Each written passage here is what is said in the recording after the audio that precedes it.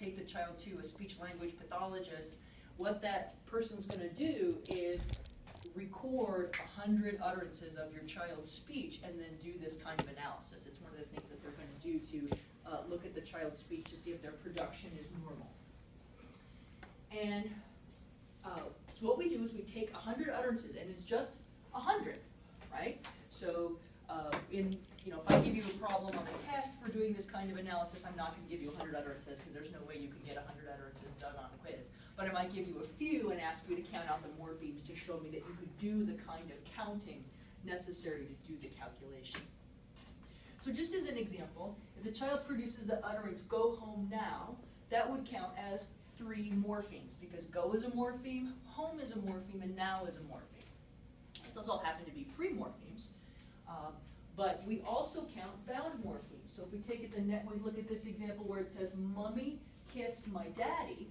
Okay, obviously these are British examples, unless daddy's got a necrophilic thing going on, and we don't want to think about that because that's kind of creepy. So we count mummy, kiss, and then we also count the past tense. It's a bound morpheme, but we include that because that shows an additional level of sophistication in the child's speech. So we count that too. So mummy kissed my daddy would count as 1, 2, 3, 4, 5 morphemes.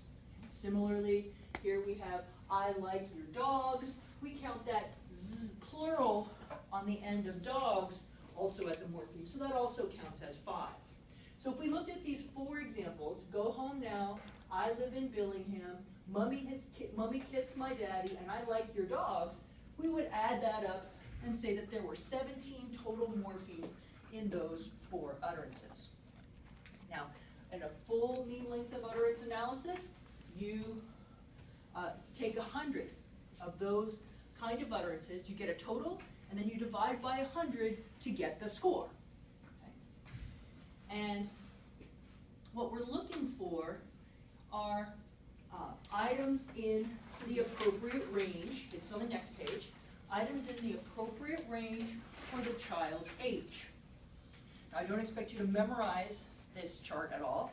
If I have you do a mean length of utterance analysis on the test, or if I give you a score, say, so, Jimmy is this old, and Jimmy is producing on average this many morphemes in his daily speech. Is Jimmy typical for his age? Well, what you have to do is you have to know how old Jimmy is. And so say Jimmy is 3 years old. Okay. Well, then you would look on the chart. If I said he's 3 years old, we'll just assume that straight up he's 36 months old, so that would be the beginning. Okay. And you would expect him then, on average, to have about 3.16 morphemes in his speech. So if he's producing on average 4, he's doing great. If he's producing 2.5, he's a little bit behind. So we use these markers to give us a sense about whether the child's speech is developing along the lines that we expect. And obviously there's going to be variation. Children who have older brothers and sisters talk a lot less than children who are first children, because first children tend to have more adults interacting with them and them alone, and they direct a lot more speech towards the child. Once you have 2 kids, or 3 or 4, then you're just running interference trying to keep them from breaking things, blowing things up, doing crazy stuff like that. So, and the older child tends to do a lot of the talking for the kids, for the younger kids. So you might see some variation, but these are considered normal levels of production, normal average numbers of morphemes per utterance for children of particular ages. So if you get a number, if I give you this chart, you should be able to look at the chart, consider the child's age, and tell me whether the child is on track, ahead, or behind. Okay? Now, to count morphemes, we don't just count every single thing exactly the same. We do count free morphemes, we do count bound morphemes both, but there are some general rules about what we count. And on the very last page, there's a little chart that talks about how we count these morphemes. So if we flip to the last page, there's a chart that says how to count morphemes. Now they tell you first, of course, the same thing I just told you, which is you take 100 completely intelligible, right? So if the kid's mumbling, or if you're not sure what the kid said, you don't count that. Completely intelligible utterances. It says if even one word in the utterance is not understood, don't take it. Okay, so you need to have 100 completely intelligible utterances. And then you count the number of morphemes according to the guidelines I'm going to lay out for you. And then you add up the number of morphemes and divide, right? Just an average. That's why it's mean length of utterance. And so what kind of things do we count when we do this? Well, we do count things like the plural. Okay, so cats is 2. Dogs is 2. So we count the plural. But we don't count it if words never show up in the singular, because it doesn't actually reflect any knowledge on the child's part. So for example, we always talk about pants. You don't talk to little kids about pant. 1 pant, 2 pants, 3 pants. We don't ever talk about pants in the singular. You might in the fashion world, right? Talk about, well, that's just a lovely pant. I love that drape or something like that. But you don't talk to 2-year-olds about pant. It's always pants. Or clothes. We don't talk about 1 clothes, 2 clothes. It's always plural. So anytime there's a word like that is always used in the plural, we don't count it as 2 because the child's not thinking of it as 2. The child thinks of it as just 1 word, and it happens to mean more than 1 of whatever it is. In fact, we always talk about a pair of pants. We're actually talking about 1 thing, which makes actually no sense. It's a plural. It's a pair, it's a plural, and it's 1 thing. It's so weird, but it's a pair. Like, that's more than 1, but it's only 1 thing. English is just messed up. We've established that English is a mess. Okay, so no wonder we don't count it as plural, because it's only 1 thing anyway. And you talk about, well, those are your clothes, right? That's kind of 1 thing. That's an object that all the things you wear is like this entity, right? So we'd only count plurals that never occur in the singular are counted as 1 thing.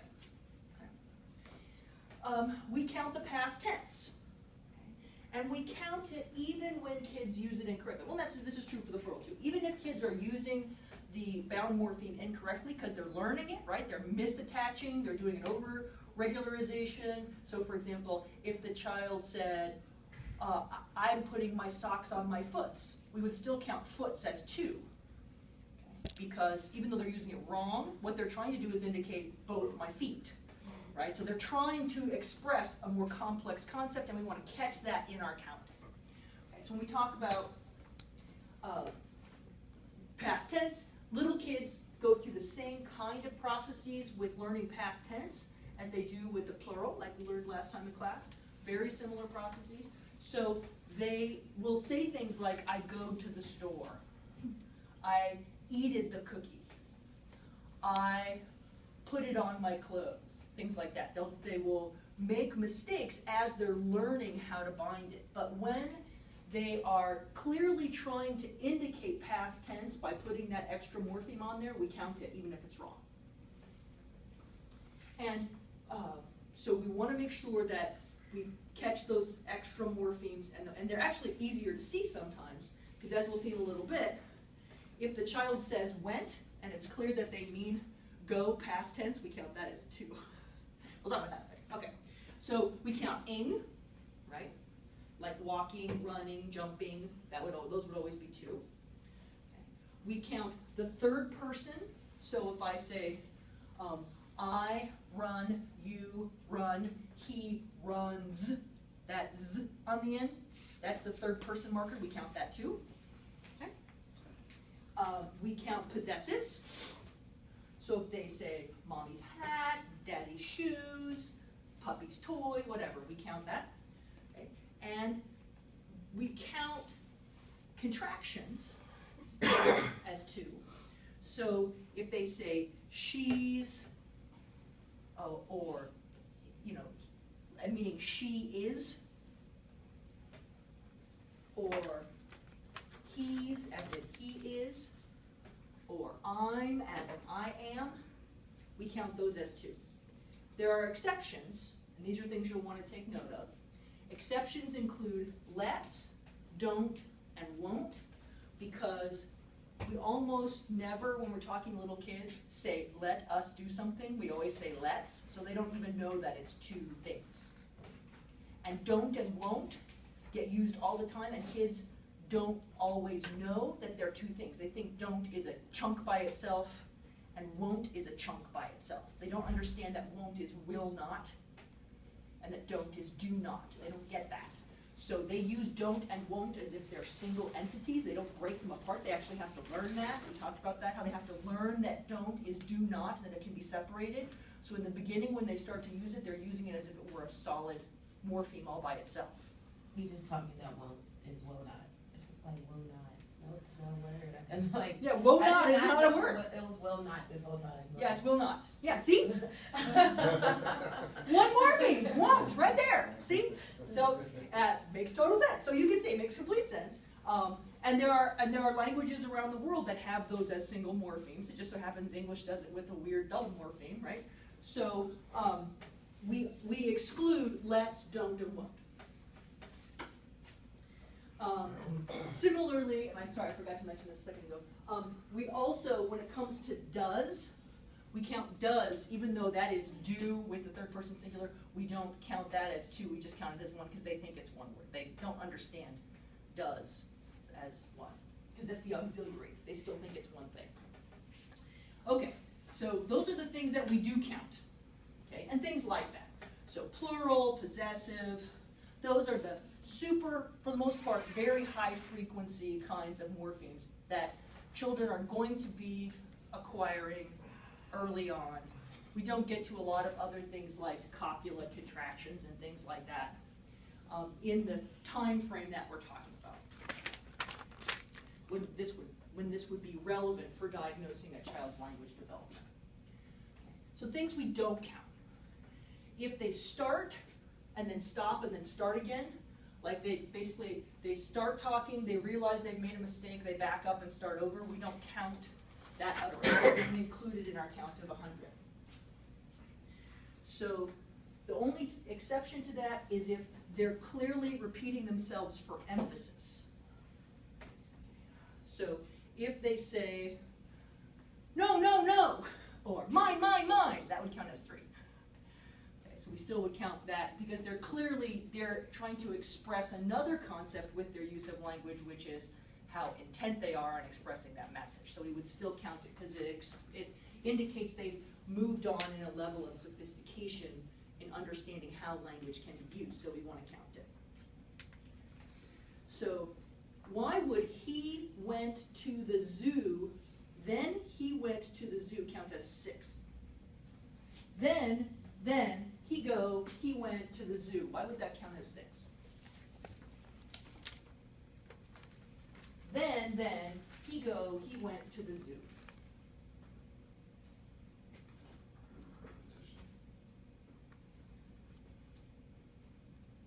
What are we counting? Then he went to the zoo. Okay, so we're not counting the repetition of then. We're not counting he go, because what's happening is the child is saying he go and then realizing they've used the wrong form and correcting it. So the correct representation of what the child knows is he went. Okay, but went is one of these funky forms that the child may or may not know represents a past tense. So we have to be cautious. So if we have something like that, we might say it's 6, maybe 7, depending on how well the child is demonstrating other past tense forms. Okay. Compound words, proper names, reduplications, we count as a single thing. So if I'm talking about Big Bird, that's 2 words, but it's just one thing because that's just Big Bird's name. So the child is thinking of Big Bird as one thing, we just happen to know that it's 2 words. Things like doghouse, they're talking about, well, that's in the doghouse. If it's always called the doghouse, then doghouse is just 1 word. So we're not going to count it as 2, even though we know that dog is a word by itself and house is a word by itself. If the child is using doghouse as a single compound word. We don't count took, went, mice, men irregular forms as multiples, typically.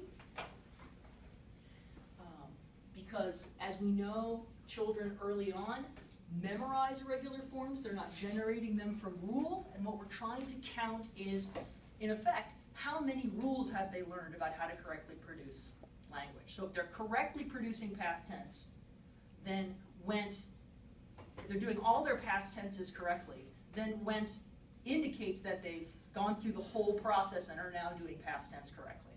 Because that irregular form will be the last thing they get right when they go through that whole sequence.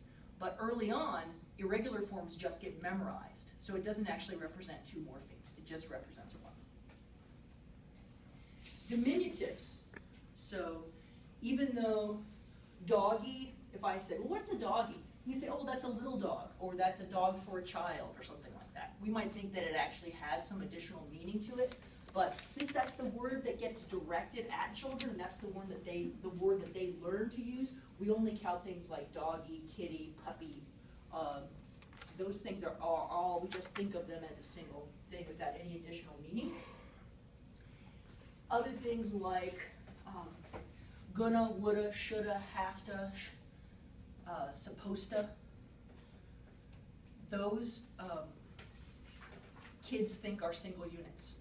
They don't know that supposed to is supposed to. In fact, I know lots of adults who don't know that it's supposed to, right? Or gonna is going to. They don't get that syllabification. They think gonna, shoulda, woulda, coulda, have to is all one thing. Okay, those are one morpheme. And we don't count things like and adults do this too, right? Drives us all crazy when people are talking and they do that too much.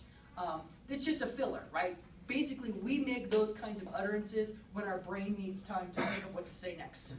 It's an automatic filler to give our brain a chance. Our brain goes on automatic pilot, and what our brain does is emit or or like that, or kind of, you know what I'm talking about? Just spits those out, and it's like our brain says, okay, pause, and the message that gets sent out is say something that fills in that space so I can think for 20 seconds or 10 seconds, because 10 seconds is a huge amount of time for your brain. Your brain might be able to solve the problem if you can just keep the conversation quiet for a second so you can think. Same thing is true for little kids. So what I'd like to do now is practice that a little bit. Actually, let me just leave this up here. And I want to do that by looking at these examples. So let me zoom in here a little bit.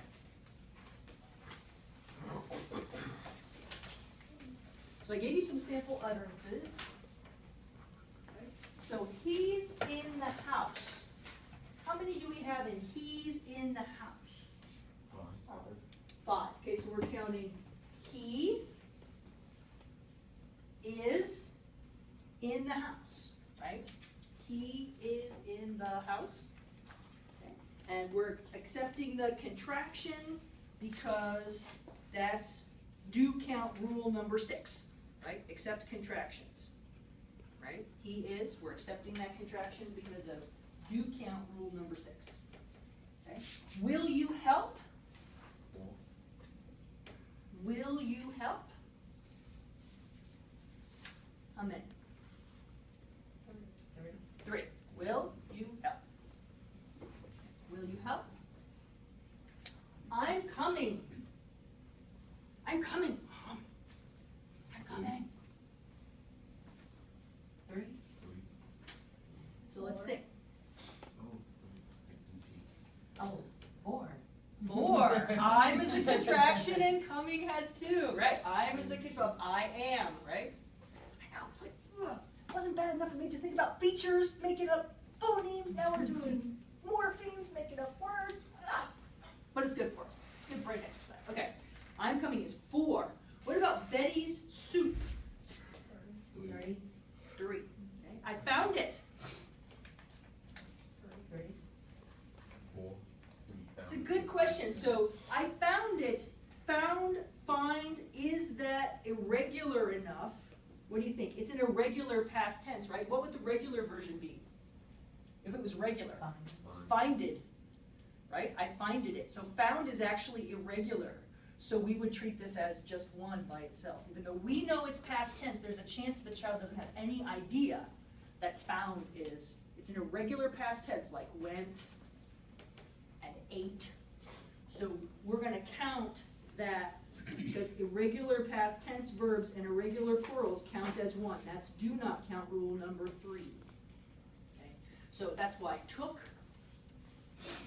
Children don't get that took is take plus past tense. They think that the past tense is taked. Or that took means something completely. They don't get that it's two things put together that makes a new form. Okay, So how many was that one? found is going to be 3, Okay. and so is the next one. I find it Okay. is also going to be 3. What we would count as 4 in this case is I finded it. If the child did I finded it, then we would count that as 4. I eating. 3. Right. I hide daddy. 4. I hide him. Hi, daddy. I hide him. When I saw him come in the door, I hide him. Kid has turned high into a verb. I love that. So it's way better than I got high with daddy, right? So we'll just say I hide daddy. That's totally fine. Okay. So yeah, I hide daddy would be 4. I hide daddy. They turned high into a verb. Well, it is something you do, except you say hi, right? So you, hi daddy. You can high-five someone though, so why not? Yeah. English! Why is this language so complicated? Okay, is Betty here? Hmm? Is Betty here? 3. I doed it. 4. Here's 4, because now the child is doing over-regularization. So now the child is clearly trying to attach a past tense here. I doed it. Okay. I play in the tent a while, Mom. Let's count. I play in the tent a while, Mom. A while. What? Yeah, a while. But the child is pronouncing it a while. So they've written it out that way, but they understand that what the child means is a while. Now, you and I might both know that a while is, you can have a while, but we don't say things like, 1 while, 2 whiles, 3 whiles, right? So a while is treated like one thing because the child doesn't ever hear it separately. I blowed it.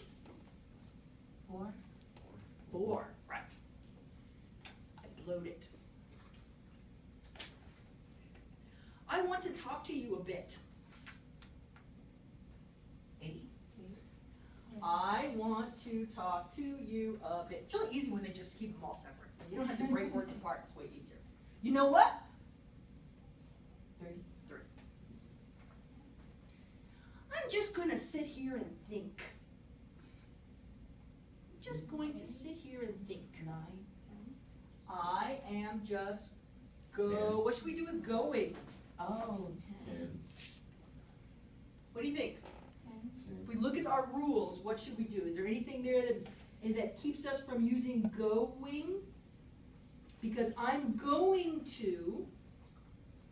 Anything there that keeps us from using that? Anything on the list? Other than gonna. Huh? Yeah, but it's not gonna, right? The child is clearly separating I'm going to, I was going to, I'm going to. Yeah, this is an interesting form. So I think I would count going to. Does it ever come in any other form? I am just going to sit here and think. Think 10. Think 10. Okay. I failed. Yeah, here's a nice example of a double past tense, right? I fell, they think I failed. So clearly the child is trying to double past tense this baby. So this is really nice evidence the child has no clue that fell is the past tense of fall. Yeah. Because they're past tensing the past tense. I came here. There you see it again. I came here, for. Yeah. So again, child does not realize came is the past tense of come. Because past tense of come should be come. Right? So came is a different word, so the past tense of came is camed. That's why they have to double past tense it. Okay? So they think they're just doing it once. Okay? I want to talk to her. I want to talk to her. Where are you going to?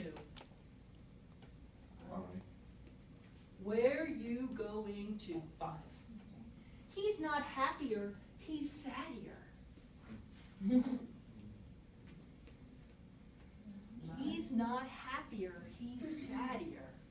I love that this is a marvelous ode.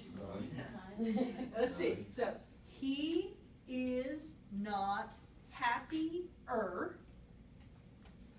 He is sad-ier. So yeah, sad-ier. 9. I love that. Happier and saddier. This cracks me up. This is the child, what we call back formation, this next one. Back formation means the child is creating a form that doesn't actually exist as they try to figure out the rules. I want another clo. The singular of clothes. Because if dog, dogs, clo, clothes, clo must be the singular, right? 1 clo, 2 clothes. Right? So the child is doing, well, this is called a back formation.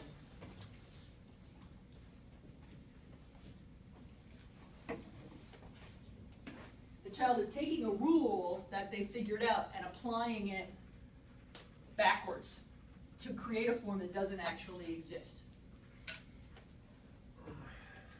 But I love that. Why don't we have the word clo? Why isn't a shirt a clo? Shouldn't clo be a word? Someone needs to do We that. have too many words, no more. We have enough words. But it would make more sense. It would make more sense. Okay. What that is,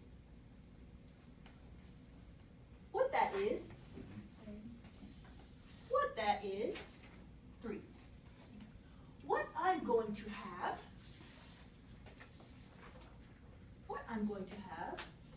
7. what I am going to have, 7. Mom, let's just clean it up. Mom. Okay. What do we learn about let's? Let's is treated as 1, right? So Mom, let's just clean it up.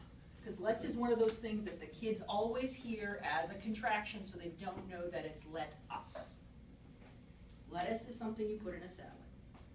I was probably number 6.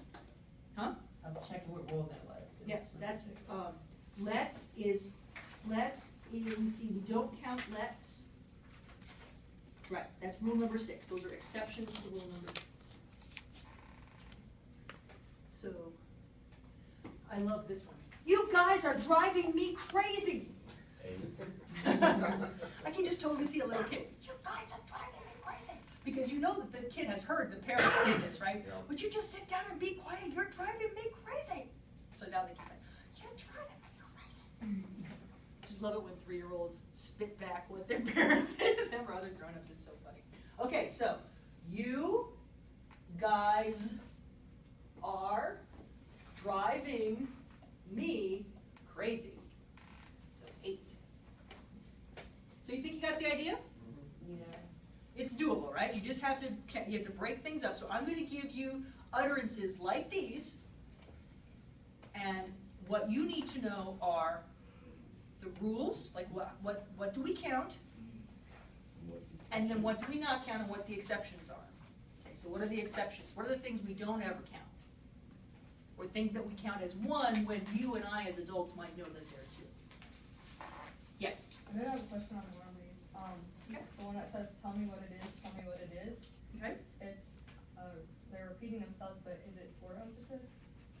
Well, I mean, so just imagine. So can you imagine a child saying, tell me what it is, tell me what it is, and they're doing it for emphasis because they really, really want to know?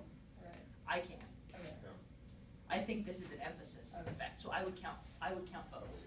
It's not just tell me what it is. Then I would not count. the tell multiple times.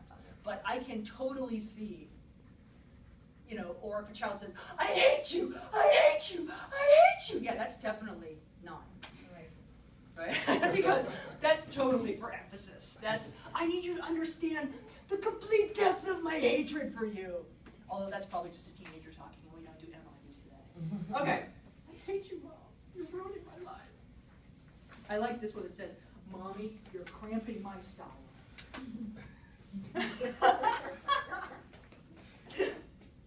Or, this is another good one. After the father apologizes to the child says, I'm sorry isn't good enough. Now, let me also give you some more details about the notation that's being used up here. So you see these marks up here where it says 3 and 5. What that's telling you is that the child that's making each one of these utterances is 3 years old and 5 months. If it says 3:5, 3 years, 5 months.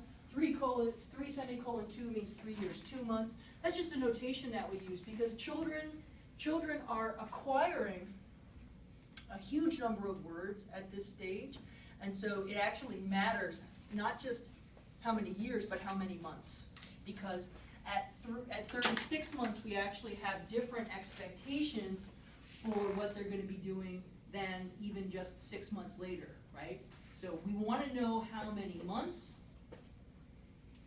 because even, you know, for example, between 33 months and 36 months, we've got a jump of 0.3 in their count, right? They're acquiring so many words and so many morphemes at these stages that increments of 2 or 3 months are not uncommon to pay attention to, because we do expect change on that kind of scale.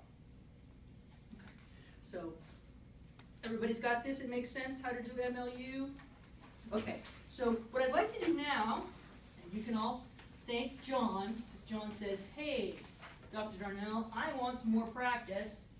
So I went and dug up some more examples of children's speech for us to practice.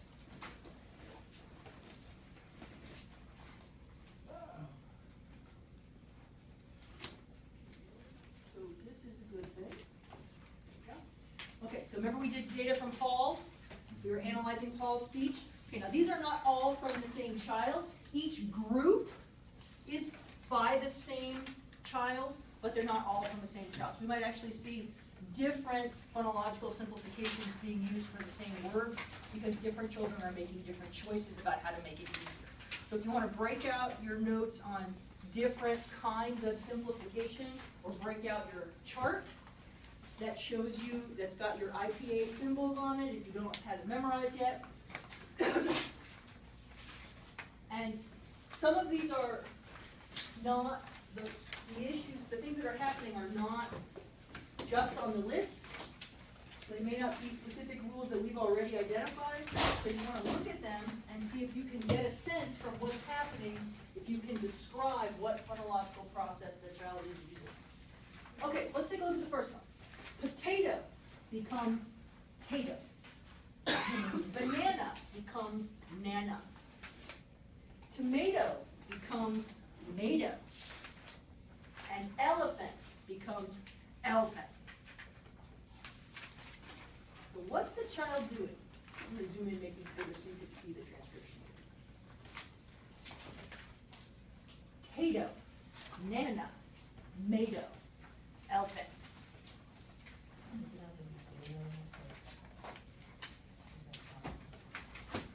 So we have a vote for taking off the beginning of the word, but is that true in all the cases?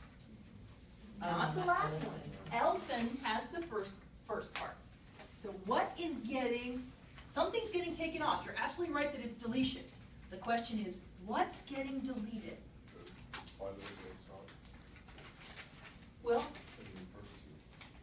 bilabial stop, but there's something else they have in common. Potato, tomato, elephant, banana. Listen to these words. Potato, tomato, banana, elephant. They're all 3 syllables. They're all 3 syllables, right? So, and what are the kids turning them into? 2 syllables. So they're deleting a whole syllable, All right, we're getting on the right track. What kind of syllable are they deleting? Yes? Unaccented. The unaccented syllable. Potato. Because if you listen to the word, potato, it's so quiet. I don't even have to say the whole vowel. Potato. I can whisper the first part. Potato. And you still, it's so quiet. Okay, tomato. Banana.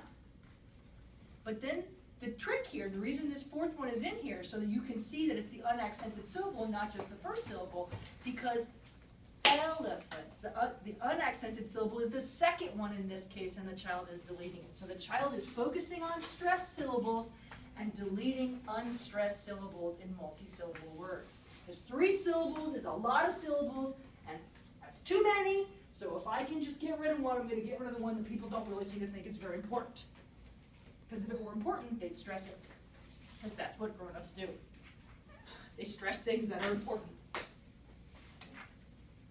So here we've got deletion of unstressed or unaccented syllable. Some kind of deletion. All right. So let's go down here. All right, next one. Stop becomes top. Small becomes mall. Desk becomes deck. And step becomes cap. Now there might be multiple things going on in one or more of these utterances, but what do they all have in common? That's what we're focusing on here. What do all of these have in common? Deletion. Don't like the consonant clusters. Don't like consonant clusters. Consonant clusters are bad. And what are they deleting specifically? I heard somebody say it. S. Fricatives. They do not like those fricatives. They don't like s. They just really don't like s.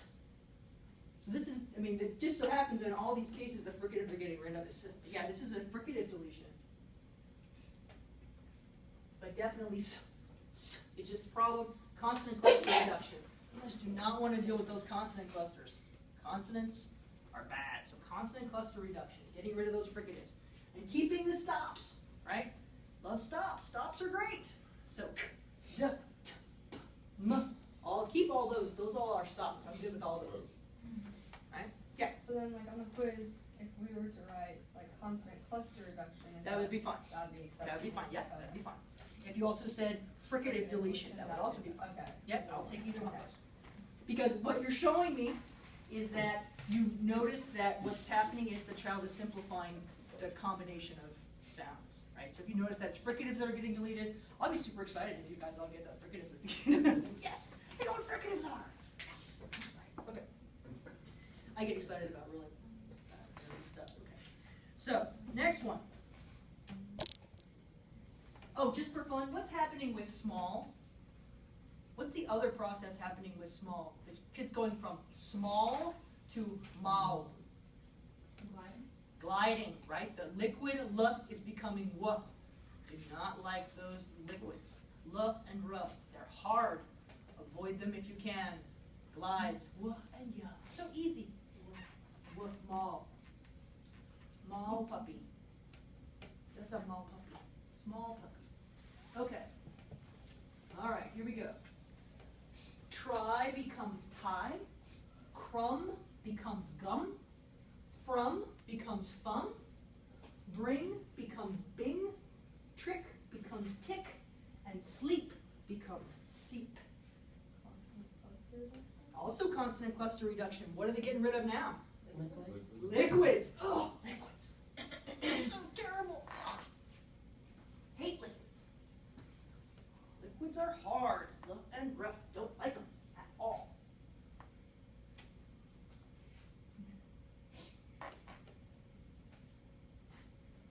Interesting. Okay, so let's see what else we've got going on here. Now we've got.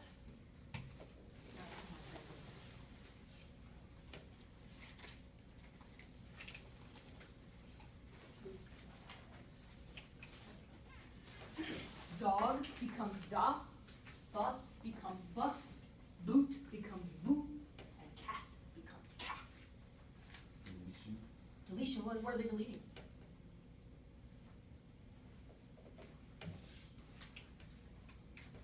What else can you tell me about it? Are they deleting any particular category that you see?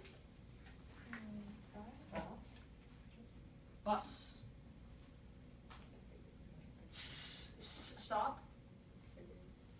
fricative. So they're deleting. What do these have in common then? What's getting deleted?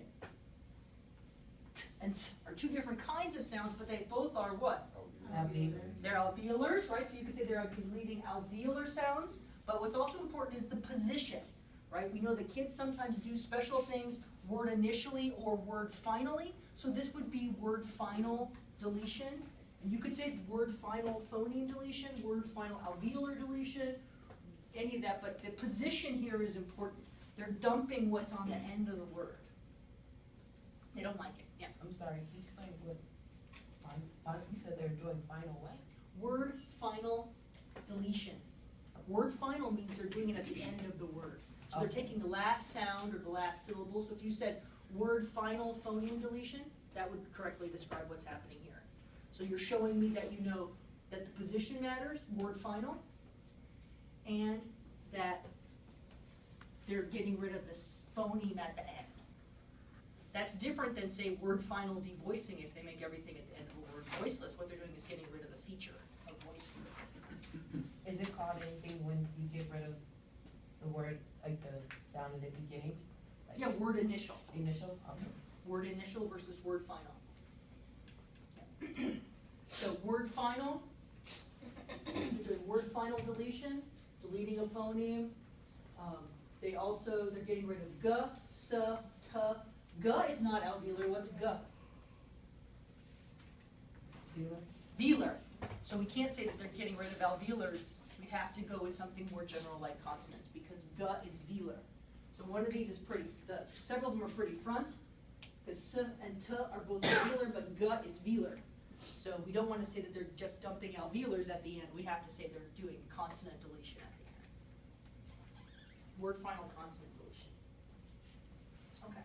Next. Oh my gosh, there's a whole bunch of examples here. Okay. Soft becomes topped. Zebra becomes debra. Thing becomes ting. This becomes dis. Shoes becomes tood. And C becomes T. Consonant cluster reduction? Consonant, no? Well, because here we have a consonant cluster, and the child's also got a consonant cluster, but it's so instead of they're doing instead of, let's see, so we don't have any other consonant clusters. There aren't any others. Now here's the thing, I can see why you might go, oh, consonant cluster reduction, because you're looking at the spelling, huh? And you're going, oh, TH, that's a consonant cluster. No, it's not. Remember, and th are just single phonemes, right? We just happen to write them with two letters. English! Why are you so difficult? I don't know, but it's okay. So you have to remember, focus on the sounds. So the only case we see, and we also see zebra, and here we have debra, and there's another combination. So the child doesn't have a problem with consonant clusters, this child.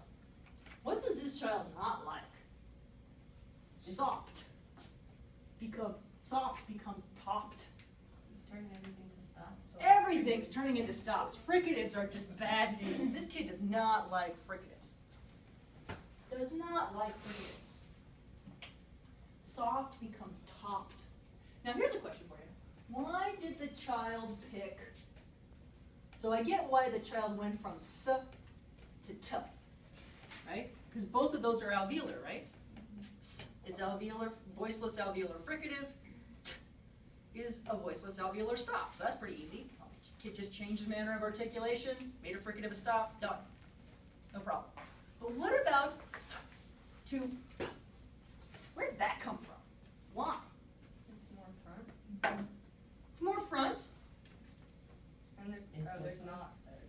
There is no labiodental stop in English, right? We don't have that. It sounds funny. It doesn't even sound like a speech sound. We don't have that. So since we don't have, the kid had to pick the next closest legal stop, because remember, when kids simplify their speech, they still accommodate the rules of the language, and that kid knows is not a stop in English. So the child picks the next physically closest stop that he or she can make, and that's. So the child is showing us already that They're not just, it's not just about trying to combine features together in some random way. The child already has what we call a phonetic inventory, already knows what the phonemes are, phonological inventory for English, and knows what's not a sound, what's not a legal combination of features. And voiceless labiodental fricative is not a legal combination in English. We don't do it. So the child's like, okay, I'm going to simplify this and use another sound, the closest possible sound. But you're also right, Shannon, it's also fronting. All right, so we get topped, then we see ting and dis. Now what about tood? Tood. So we've got shoes becomes tood. What's on the back? What is sh? It's a fricative. Is it voiceless or voice? Sh. Voiceless. Voiceless, okay? What's its place of articulation? Palatal. It's palatal. Okay, do we have any voiceless palatal stops? No. So what's the closest one the child can use? The alveolar is the closest one. So again, the child is showing it's not just about randomly combining features or simplifying manner of articulation. The child is making a selection within the sound system of English to make the speech easier, going from sh to t, because that's actually the closest legal phoneme for the language. And what about d for shoes? Where's that coming from? It makes more sense if you think about what's the actual sound. We write the word shoes with an S, but what are we really saying? Shoes. So what's the child doing? Z. Voiced alveolar fricative becomes voiced alveolar stop. So it really helps in that case